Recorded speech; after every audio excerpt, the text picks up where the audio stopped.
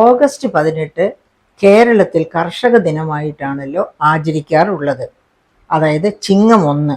ചിങ്ങം 1 എന്നത് ഓഗസ്റ്റ് 18 തന്നെ ആകണം എന്നില്ല, അങ്ങോട്ടോ ഇങ്ങോട്ടോ മാറാം. ചിങ്ങം 1 കേരളത്തിൻ്റെ കർഷക ദിനമായിട്ട് ആചരിക്കുന്നത്. അതുകൊണ്ട് നമുക്ക് കേരളത്തിൻ്റെ കാർഷിക മേഖലയെ പറ്റിയും ഇന്ത്യയുടെ കാർഷിക മേഖലയെ പറ്റിയും ഒന്ന് ആലോചിക്കുന്നത് ഉചിതമായിരിക്കും എന്ന് തോന്നുന്നു. ഇനി ആഗോള കർഷക ദിനം എന്നാണ്? അത് സെപ്റ്റംബർ 9 ആഗോള കർഷക ദിനമായിട്ട് ആചരിക്കുന്നത്. ഇന്ത്യയിലേക്ക് നമ്മൾ വരികയാണെങ്കിൽ ഇന്ത്യയുടെ കാർഷിക വൃത്തി അത് എവിടെ തുടങ്ങി ഇപ്പോൾ എവിടെ എത്തി നിൽക്കുന്നു? 1950 50.8 ദശലക്ഷം ഭക്ഷ്യോൽപാദനമായിരുന്നു ഇന്ത്യയിൽ ഉണ്ടായിരുന്നത്. 30 കോടി ജനങ്ങളെ തീറ്റിപ്പോറ്റാൻ 50.8 ദശലക്ഷം ടൺ ഭക്ഷ്യോൽപാദനമാണ് അന്ന് ഇന്ത്യയിൽ ഉണ്ടായിരുന്നത്. അത് കഴിഞ്ഞ് അപ്പോൾ ആ കാലത്തിനൊരു പ്രത്യേകതയുണ്ട്. ഹാൻഡ് ടു മൗത്ത് എക്സിസ്റ്റൻസ് എന്നാണ് പറയാറ്. എന്ന് വെച്ചാൽ കഷ്ടിച്ച് ആ വിശപ്പടക്കാൻ മാത്രമുള്ള ഭക്ഷ്യപദാർത്ഥങ്ങൾ. ഒട്ടുമിക്ക എല്ലാ 3 വർഷത്തിലൊരിക്കലും വരൾച്ച, അത് കഴിഞ്ഞാൽ ഒരു പക്ഷേ എല്ലാ 3 വർഷത്തിലൊരിക്കലെങ്കിലും വെള്ളപ്പൊക്കം. ഈ തരത്തിൽ വരൾച്ച, വെള്ളപ്പൊക്കം, അങ്ങനെ കൃഷിനാശം, ഇത് ഇന്ത്യയുടെ മുഖമുദ്രയായിരുന്നു. ഇന്ത്യയുടെ മാത്രമല്ല, കേരളത്തിൻ്റെ, ഇന്ത്യയുടെ വിവിധ ഭാഗങ്ങളുടെയും മുഖമുദ്രയായിരുന്നു. അങ്ങനെ ഇരിക്കെ ഓരോ വരൾച്ചാ വർഷങ്ങളിലും ഓരോ വെള്ളപ്പൊക്ക വർഷങ്ങളിലും വലിയ ദാരിദ്ര്യം, അതായത് പട്ടിണിയുടെ അവസ്ഥ വരും. അപ്പോഴൊക്കെ നമ്മെ സഹായിച്ചിരുന്ന ഒരു രാജ്യം ഉണ്ടായിരുന്നു. പല രാജ്യങ്ങളും സഹായിച്ചു, പക്ഷേ ഏറ്റവും കൂടുതലായിട്ട് ഇന്ത്യ ഭക്ഷ്യ കമ്മി നികത്താൻ വേണ്ടി ഉപയോഗിച്ചിരുന്നത് അമേരിക്കയുടെ സഹായമാണ്. അമേരിക്കയുടെ PL 480, അതായത് പബ്ലിക് ലോ 480, ആ നിയമം അനുസരിച്ച് ആണ് അവർ നമുക്ക് മൈദ, അതുപോലെ ഗോതമ്പ്, അതുപോലെയുള്ള ഭക്ഷ്യ ഉൽപ്പന്നങ്ങളൊക്കെ ഫ്രീ ആയിട്ട് വലിയ അളവ് വരെ തരും. അത് കഴിഞ്ഞ് വേണ്ടി വന്നാൽ പിന്നെ വില കൊടുത്തും മേടിക്കണം. ആ തരത്തിലായിരുന്നു. അപ്പം അങ്ങനെ ഒരു ഹാൻഡ് ടു മൗത്ത് എക്സിസ്റ്റൻസിലായിരുന്നു ഇന്ത്യ. ഈ കേരളം അപ്പോഴും ഏകദേശം ഇതുപോലെയൊക്കെ തന്നെയാണ്, പക്ഷെ ഇതിനേക്കാൾ മെച്ചപ്പെട്ട അവസ്ഥയായിരുന്നു. ഞാൻ അതിലേക്ക് വരാം. അങ്ങനെ ഇരുന്ന ഇന്ത്യ എന്നാണ് എന്നാണ് കാർഷിക വികസനത്തിന് ഊന്നൽ കൊടുക്കാൻ തുടങ്ങിയത്? 1965, 66, 66, 67 ഈ 2 തുടർച്ചയായ വർഷങ്ങളിലും കടുത്ത വരൾച്ചയായിരുന്നു.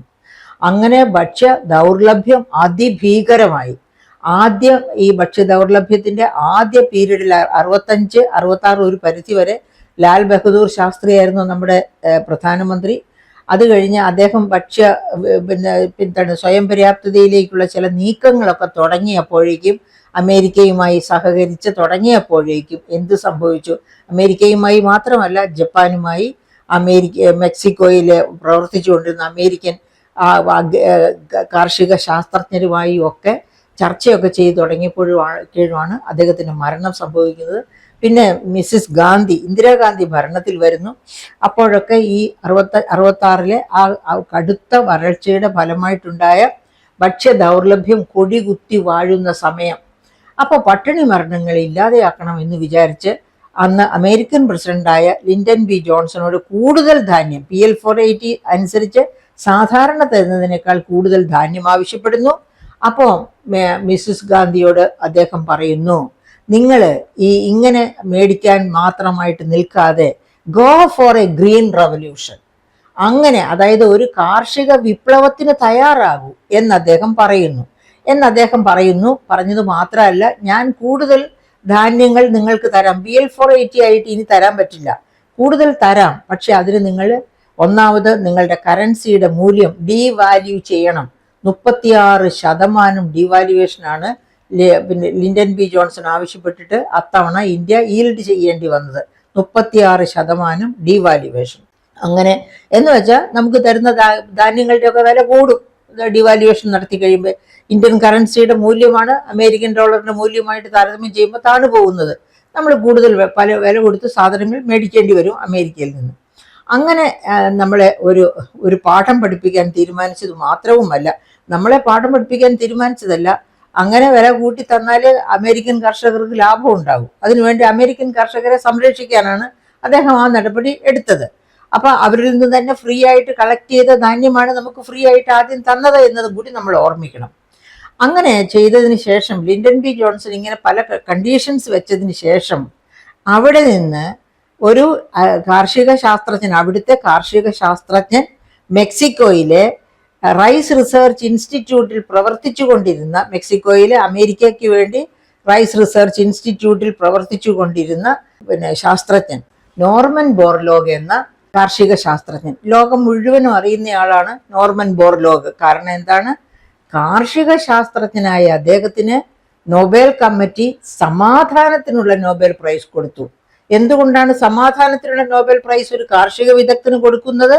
അദ്ദേഹത്തിന്റെ കാർഷിക വിപ്ലവത്തിന്, ലോകത്തെമ്പാടും കാർഷിക വിപ്ലവത്തിന് നാന്ദി കുറിച്ച് അതുമായി മുന്നേറി ലോകത്തെ ദാരിദ്ര്യം തുടച്ചു നീക്കി ലോകത്തിൽ സമാധാനം കൊണ്ടുവന്നു. അതിനുവേണ്ടിയാണ് അദ്ദേഹത്തിന് സമാധാനത്തിനുള്ള നൊബേൽ പ്രൈസ് കൊടുക്കുന്നത്.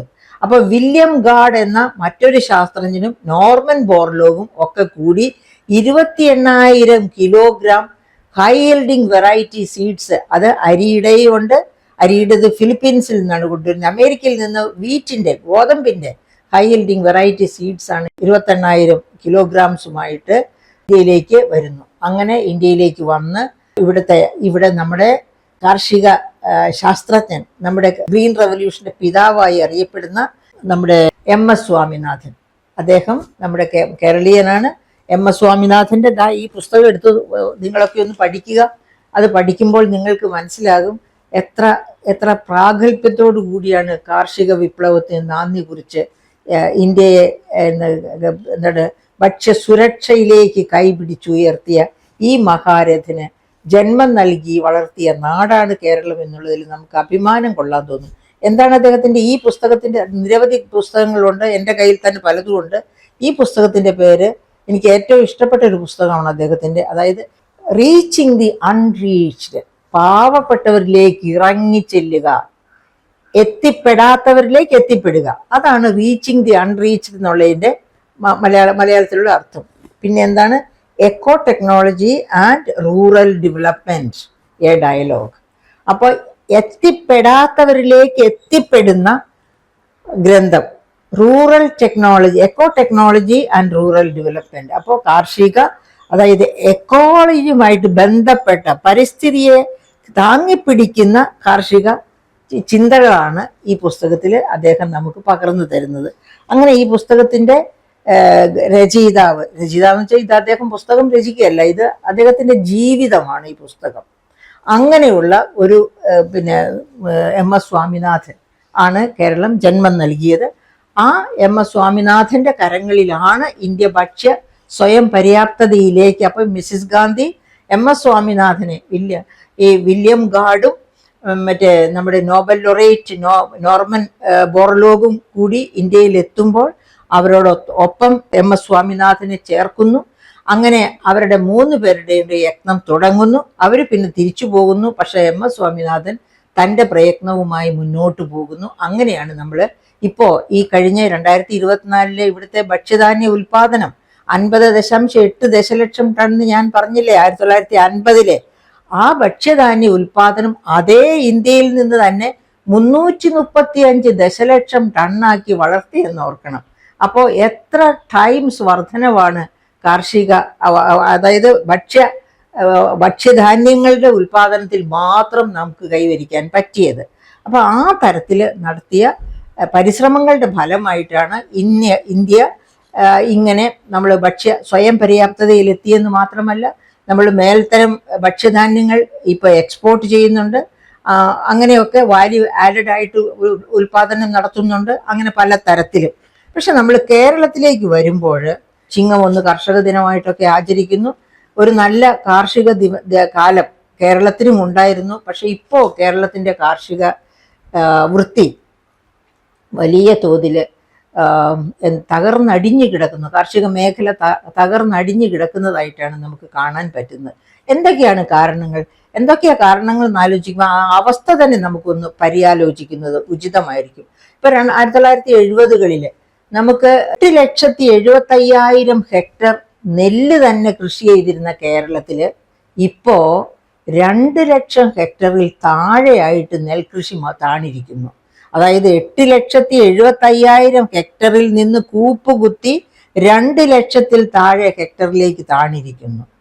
1970-കളില് നമ്മുടെ ഭക്ഷ്യധാന്യ ആവശ്യത്തിന്റെ 40% ആവശ്യത്തിന് കേരളത്തിൽ തന്നെ ഉൽപ്പാദിപ്പിച്ചിരുന്ന ഇപ്പോൾ 15% താഴെ ആവശ്യത്തിന് മാത്രമേ ഉള്ളൂ.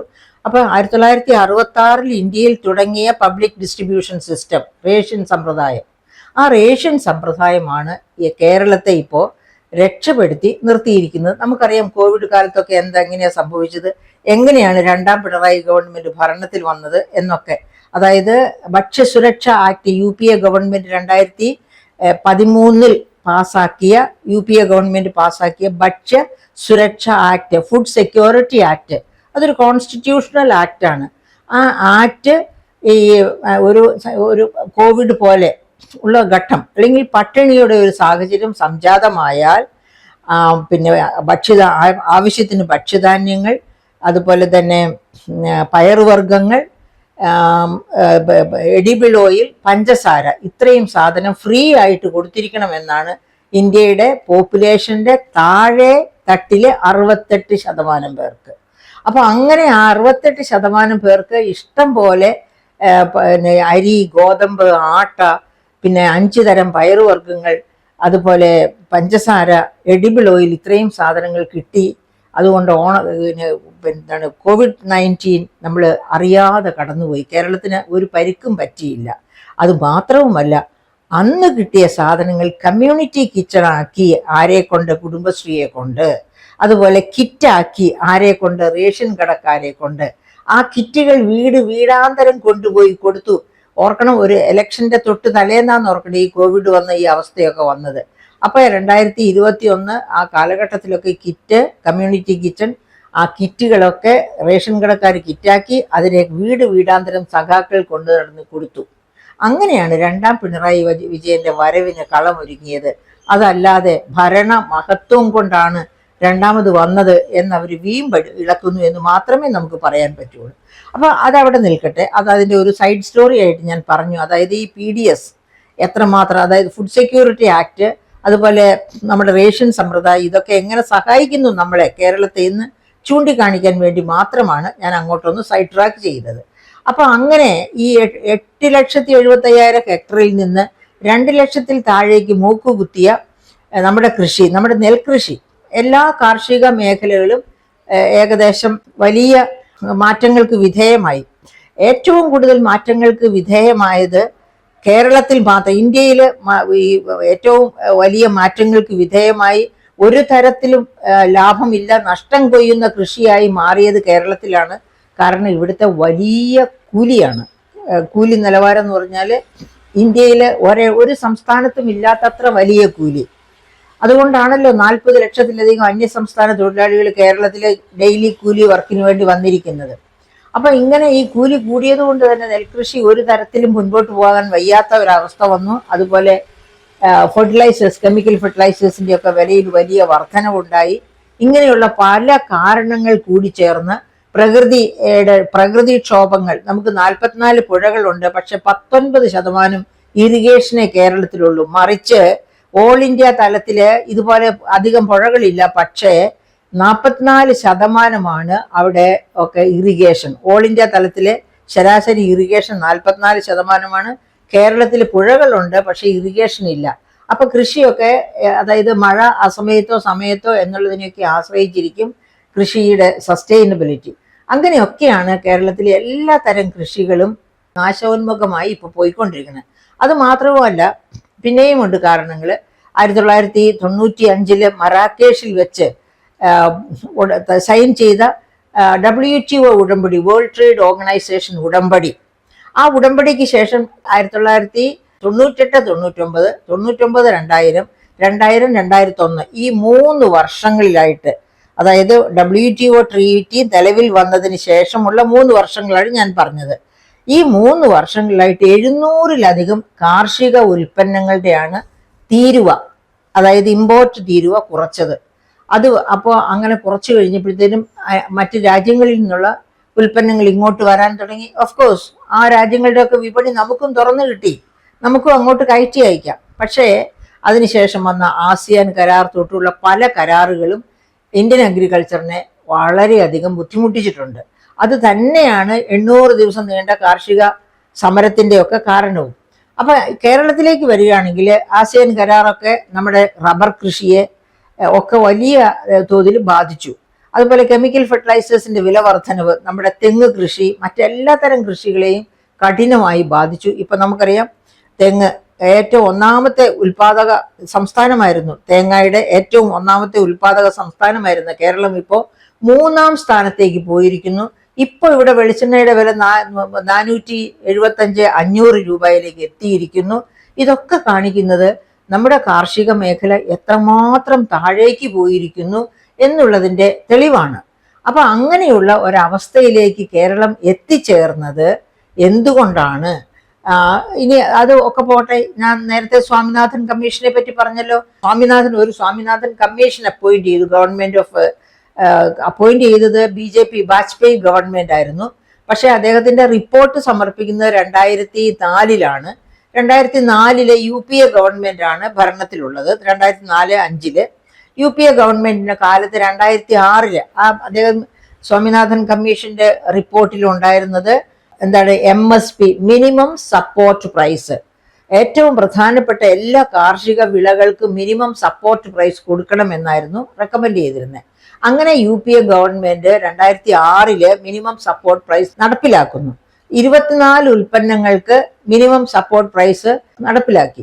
പക്ഷെ കേരളത്തിൽ നിന്നുള്ള ഉൽപ്പന്നങ്ങൾ, അതിനകത്ത് നെല്ല്, അതുപോലെ നാളികേരം, ഈ 2 ഉൽപ്പന്നങ്ങളേ ഉള്ളൂ. അതിനകത്ത് കരിമ്പൊക്കെ ഉണ്ട്, പക്ഷെ കേരളത്തിൽ ഇപ്പോൾ കരിമ്പ് കൃഷി ഇല്ല. അപ്പൊ അങ്ങനെ ആയപ്പോഴത്തേക്കും ഇവിടെ കൃഷി ഉള്ളതിൽ ഈ 2 ഉൽപ്പന്നങ്ങളേ ഉള്ളൂ. എന്നിട്ട് പോലും ഇപ്പൊ നമ്മൾ കേരളത്തിലേക്ക് വരുവാണെങ്കിൽ എപ്പോഴും കേൾക്കുന്ന, ഇപ്പോഴും ഇനി പല വർഷങ്ങൾ 2014 BJP ഗവൺമെന്റ് വന്ന കാലം മുതൽ 2016 മുതലുള്ള പാരിയുടെ MSP, മിനിമം സപ്പോർട്ട് പ്രൈസ്, കർഷകർക്ക് വളരെ വൈകിയാണ് കൊടുക്കാറുള്ളത്. അങ്ങനെ സൂയിസൈഡ് ചെയ്യുന്ന കർഷകരെ പോലും നമുക്കറിയാം. അത്ര ദുരന്തത്തിലാണ് കേരളത്തിലെ നെൽകൃഷി. കേരളത്തിലെ തെങ്ങ് കൃഷിയും ദുരന്തത്തിലാണ് എന്നുള്ളത് കൊണ്ടാണല്ലോ 1ാം സ്ഥാനത്തുണ്ടായിരുന്ന തെങ്ങ് കൃഷിയുടെ സംസ്ഥാനം എന്നതിൽ നിന്ന് 3ാം സ്ഥാനത്തേക്ക് തള്ളപ്പെട്ടത്. ഇനി നമ്മൾ റബ്ബറിന്റെ കാര്യം എടുക്കുക. ഈ പറയപ്പെട്ട LDF ഗവൺമെന്റ് ഭരണത്തിൽ വന്നപ്പോൾ വലിയ പ്രത്യാശ റബ്ബർ കർഷകർക്ക് കൊടുത്തുകൊണ്ടാണ് ഭരണത്തിൽ വന്നത്. അവരുടെ മിനിമം സപ്പോർട്ട് പ്രൈസ് അല്ല, ഗവൺമെന്റ് തന്നെ ഒരു മിനിമം പ്രൈസ് 270 രൂപ കൊടുക്കുമെന്ന ഗ്യാരണ്ടിയൊക്കെ കൊടുത്താണ് വന്നത്. പക്ഷേ അത് തലകീഴായി മറിഞ്ഞു പോയി. എന്നിട്ടും ഒന്നും സഹായിക്കാൻ പറ്റിയില്ല കാര്യമായിട്ട്. അതൊരു വശത്ത്. മറുവശത്ത് അപ്പോൾ ഈ വില കുറയുന്നത് പോലെ തന്നെയുള്ള മറ്റു പല പ്രശ്നങ്ങളും, അതായത് 2016-17 ബജറ്റിൽ തന്നെ വന്ന ഒരു വലിയ പ്രോമിസ്, ഡോക്ടർ തോമസ് ഐസക് വെച്ച പ്രോമിസ്, റബ്ബർ കർഷകരുടെ രക്ഷയ്ക്ക് വേണ്ടി സിയാൽ മോഡൽ ഒരു കമ്പനി തുടങ്ങും. സിയാൽ മോഡൽ കമ്പനി എന്ന് വെച്ചാൽ നമ്മുടെ കൊച്ചിൻ എയർപോർട്ട് കമ്പനിയാണ് സിയാൽ കമ്പനി. സിയാൽ കമ്പനി വലിയ ലാഭത്തിൽ ഓടുന്ന കമ്പനിയാണ്. അപ്പൊ അതുപോലെ ലാഭത്തിൽ ഓടുന്ന ഒരു കമ്പനി തുടങ്ങും റബ്ബർ കർഷകരുടെ സഹായത്തിന് വേണ്ടി എന്ന് പറഞ്ഞു. പക്ഷേ അതിനെപ്പറ്റി പിന്നീട് അനക്കമൊന്നും ഉണ്ടായില്ല. അപ്പൊ അങ്ങനെ കാർഷിക മേഖല തകർന്നടിഞ്ഞു കിടക്കുന്ന ഒരവസ്ഥയാണ് ഇപ്പോഴുള്ളത്. ഇനി അതിനേക്കാളൊക്കെ വലിയ ദുരിതം വിതച്ചുകൊണ്ട് കേരളത്തിലെ കർഷകരെ തളർത്തി കളയുന്ന മറ്റൊരു ആസ്പെക്റ്റാണ് മനുഷ്യ വന്യമൃഗ സംഘർഷം. അതായത് കേരളത്തിന് ഇപ്പോഴും വനപ്രദേശം 28% അതിൽ കൂടുതലോ ഉണ്ട്.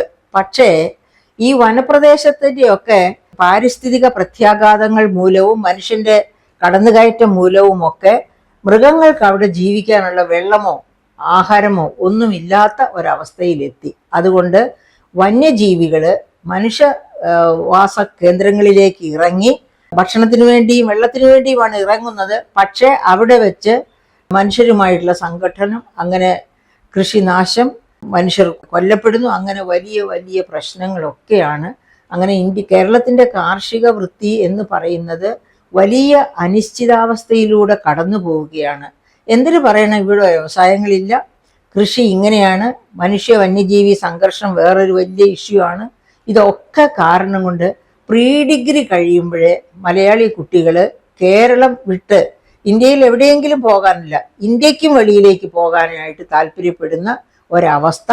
അപ്പൊ നമുക്കറിയാം വേറെ അതിന്റെ കൂട്ടായിട്ട് വരുന്നൊരവസ്ഥ അറിയാം. പ്രവാസികൾ ചോര നീരാക്കി കേരളത്തിലേക്ക് അയച്ച പണം കൊണ്ട് നിർമ്മിച്ച വലിയ രമ്യഹർമ്മ്യങ്ങൾ, 14 ലക്ഷത്തിലധികം രമ്യഹർമ്മ്യങ്ങളാണ് ആരും താമസിക്കാനില്ലാതെ വെറുതെ അടച്ചിട്ടിരിക്കുന്നത്. അപ്പൊ അങ്ങനെ പല തരത്തില്, അതുപോലെ 60+ പോപ്പുലേഷൻ, കേരളത്തില് 60% കൂടുതൽ പ്രായമുള്ളവരുടെ സംഖ്യ ഓൾ ഇന്ത്യ തലത്തിൽ 7%, പക്ഷെ കേരളത്തിൽ അത് 17%. ഇങ്ങനെ സാമൂഹിക സാമ്പത്തിക പ്രശ്നങ്ങൾ കൊണ്ട് ശരിക്കു പറഞ്ഞാൽ മുന്നോട്ട് പോകാൻ പറ്റാത്ത ഒരവസ്ഥയിലേക്ക് കേരളം എത്തിച്ചേർന്നിരിക്കുകയാണ്. അപ്പോൾ ഈ ചിങ്ങം 1 ഓർമ്മിക്കുമ്പോൾ, അതായത് കാർഷിക ദിനത്തെ ഓർക്കുമ്പോൾ നമ്മുടെ മനസ്സിലേക്ക് കടന്നു വരുന്നത് ഇതുപോലെയുള്ള ദുഃഖകരമായ ഒരുപാട് കാര്യങ്ങളാണ്. പക്ഷെ ഇത് ഓർത്ത് ദുഃഖിച്ചിരിക്കാതെ ഇതിൽ നിന്ന് കരകയറാൻ എന്ത് ചെയ്യാം എന്ന് നാം ആലോചിക്കണം. ഉദാഹരണത്തിന് ഇപ്പോഴും നമ്മുടെ കാർഷിക മേഖലയ്ക്ക് വളരാനുള്ള സാധ്യതകൾ അനന്തമാണ്. ഉദാഹരണത്തിന് നമ്മുടെ ഈ ക്രോപ്പ് ഡൈവേഴ്സിഫിക്കേഷൻ, അതായത് വളരെയധികം ഡൈവേഴ്സിഫൈഡ് ക്രോപ്പിംഗ് പാറ്റേൺ, അതായത് അന്ന് ഡോക്ടർ തോമസ് ഐസക് 2016-17 ബജറ്റിൽ പറഞ്ഞതുപോലെ ഒരു സിയാൽ മോഡൽ കമ്പനി കൊണ്ടുവന്ന് റബ്ബർ അധിഷ്ഠിത ഉൽപ്പന്നങ്ങൾ വാല്യൂ അഡീഷൻ നടത്തുകയാണെങ്കിൽ അത് റബ്ബർ കർഷകരെ മാത്രമല്ല ഒരുപാട് ജനതയെ, റബ്ബറുമായിട്ട് ബന്ധപ്പെട്ട തൊഴിൽ എടുക്കുന്ന എല്ലാവരെയും അത് രക്ഷിക്കും. 10 ലക്ഷത്തിലധികം പേരാണ്. അതുപോലെ തെങ്ങ്, എനിക്കറിയാം കോഴിക്കോട് ജില്ലയിൽ തന്നെ ഉണ്ട് കുടുംബശ്രീ, 7000 കുടുംബശ്രീകൾ ചേർന്ന് സുഭിക്ഷ എന്നൊരു കുടുംബശ്രീ. ആ കുടുംബശ്രീ തെങ്ങിൽ നിന്ന് തന്നെ 41 ഉൽപ്പന്നങ്ങൾ ഉൽപ്പാദിപ്പിക്കുന്നുണ്ട്. വെർജിൻ കോക്കനട്ട് ഓയിൽ, അതായത് അൾഷിമേഴ്സിന് ഏറ്റവും സിദ്ധ ഔഷധമാണെന്ന് പറയുന്ന വെർജിൻ കോക്കനട്ട് ഓയിൽ തൊട്ട് 41 ഉൽപ്പന്നങ്ങൾ. അങ്ങനെ ഈ കേരളത്തെ വീണ്ടും അങ്ങനെ ഈ തേങ്ങയ്ക്കൊക്കെ നല്ല ഡിമാൻഡ് ഉണ്ടാവുക, വാല്യൂ അഡീഷൻ ഉണ്ടാവുക, അത് എക്സ്പോർട്ട് മാർക്കറ്റ് കീഴടക്കുക, ഇങ്ങനെയൊക്കെയുള്ള അവസ്ഥയിലേക്ക് വന്നാൽ തെങ്ങ് കർഷകർ രക്ഷപ്പെടും. അതുപോലെ തന്നെയാണ് ഏത് ഉൽപ്പന്നത്തിനും, നമ്മുടെ ഏത്തവാഴ കൃഷി, ഏത് ഉൽപ്പന്നം എടുത്താലും നമുക്ക് സാധ്യതകൾ അനന്തമാണ്. അത്രയധികം ക്രോപ്പിംഗ് പാറ്റേൺ ഉണ്ട് കേരളത്തിൽ.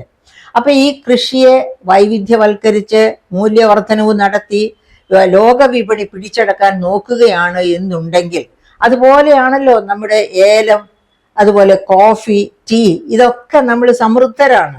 അപ്പൊ ഇതിനെയൊക്കെ വേണ്ട രീതിയിൽ നടപ്പാക്കി, അതായത് ലോക വിപണിയിലേക്ക് എത്തിച്ചേരാൻ നമുക്ക് കഴിയുകയാണ് എങ്കിൽ തീർച്ചയായിട്ടും കേരള കർഷകന്റെ നാളത്തെ സ്ഥിതി ഇതായിരിക്കുകയില്ല. നമ്മുടെ കുട്ടികൾ എൻജിനീയറിംഗ് ഇവിടെ പഠിക്കട്ടെ, അവരുടെ കോളേജുകളിൽ സ്റ്റാർട്ടപ്പുകൾ ഉണ്ടാകട്ടെ. ആ സ്റ്റാർട്ടപ്പുകളിൽ എങ്ങനെയാണ് തേങ്ങയുടെ വാല്യൂ അഡീഷൻ നടത്തുക, എങ്ങനെയാണ് കാപ്പിക്കുരു വാല്യൂ അഡീഷൻ നടത്തി വിവിധ തരം ഒന്നാന്തരം ഇൻസ്റ്റന്റ് കോഫിയാക്കി മാറ്റുന്നത്, അങ്ങനെ ഓരോ ഉൽപ്പന്നത്തെ പറ്റിയും സ്റ്റാർട്ടപ്പുകൾ വഴിയായിട്ട് നമ്മുടെ എൻജിനീയറിംഗ് സ്റ്റുഡൻസോ ആർട്സ് സ്റ്റുഡൻസോ ആർക്കും ചെയ്യാവുന്ന കാര്യങ്ങളുണ്ട്. ആ തരത്തിൽ നമ്മൾ ചിന്തിച്ചാൽ നമ്മുടെ കാർഷിക മേഖല ഇനിയും തഴച്ചു വളരും. കേരളം പഴയതിനേക്കാളും മെച്ചപ്പെട്ട ഒരു കേരളമായി തീരും. ഇവിടെ 60+ പോപ്പുലേഷൻ ഒരു സിൽവർ ഡിവിഡൻഡ്, അതായത് 60+ പോപ്പുലേഷൻ അവരുടെ പോപ്പുലേഷന്റെ ആവശ്യതയൊക്കെ മറന്ന് നല്ല എന്താ പറയുക ഡെമോഗ്രാഫിക് ഡിവിഡൻഡ് ഏൺ ചെയ്യുന്നത് പോലെ മുന്നോട്ട് പോകുന്ന ഒരവസ്ഥ, അതാണ് സിൽവർ ഡിവിഡൻഡ് എന്ന് പറയുന്നത്. അങ്ങനെ സിൽവർ ഡിവിഡൻഡ് എൻജോയ് ചെയ്യുന്ന ഒരു പോപ്പുലേഷനെ 60+ നിന്ന് നമുക്ക് വാർത്തെടുക്കാൻ പറ്റും. അവരെ കണ്ട് നമ്മുടെ യങ്ങർ പോപ്പുലേഷനും അതുപോലെ തന്നെ ഡെമോഗ്രാഫിക് ഡിവിഡൻഡ് കൊയ്യുന്നവരായി കേരളത്തെ നമുക്ക് വളർത്തിയെടുക്കാം. Thank you.